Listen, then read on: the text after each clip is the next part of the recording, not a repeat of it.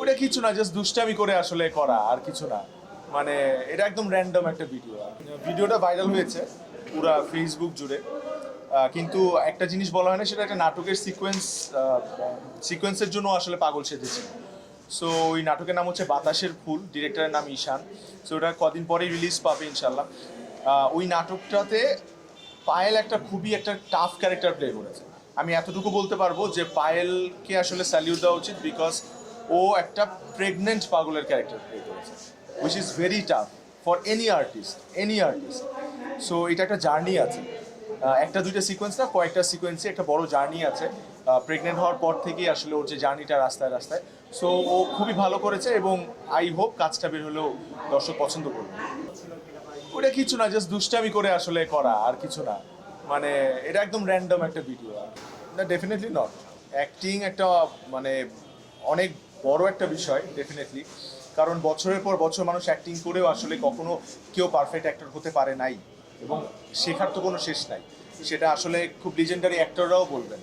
I am pretty sure যে অনেক বড় বড় আর্টিস্ট আছে যারা লিভিং লিজেন্ড আমাদের দেশের, আবুল হায়াত স্যার হোক, তারিক আনাম খান স্যার হোক, মানে যেই হোক, মানে তারাও বলবেন যে আসলে শেখার তো কোনো শেষ নাই। সো আমি বলবো যে আসলে এই ছোট ছোট কাজগুলা বা একটু ভাইরাল হয়ে বা টিকটকে এইভাবে দর্শকের কাছে আসে নজর কেড়ে অ্যাক্টিংয়ে এসে অ্যাক্টিং করা ইজ নট দ্যাট ইজি। কারণ আমি ধরেন আমি 13 বছর ধরে করছি, কিন্তু আমি এখনও বলবো যে আমি 50%ও পারি না বা 40%ও পারি না।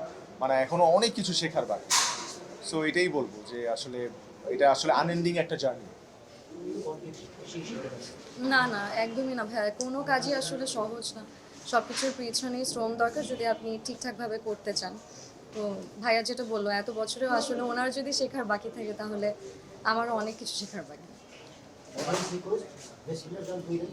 না না না না না, প্লিজ দরকার ভাই, no, no,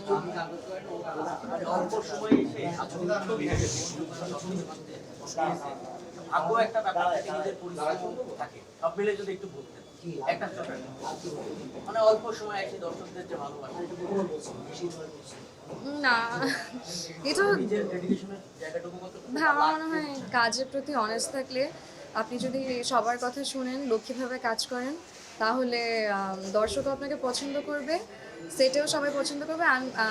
আমি কাজে আসি, এইটা আমার সব থেকে পছন্দের জায়গা। আমি চাই সবার সাথে মিলেমিশে কাজ করতে। আমি যেন সেটে আসলে সবার মুখে হাসি দেখতে পাই, আমাকে দেখে যেন সবাই খুশি হয় যে আপু সেটে আছে।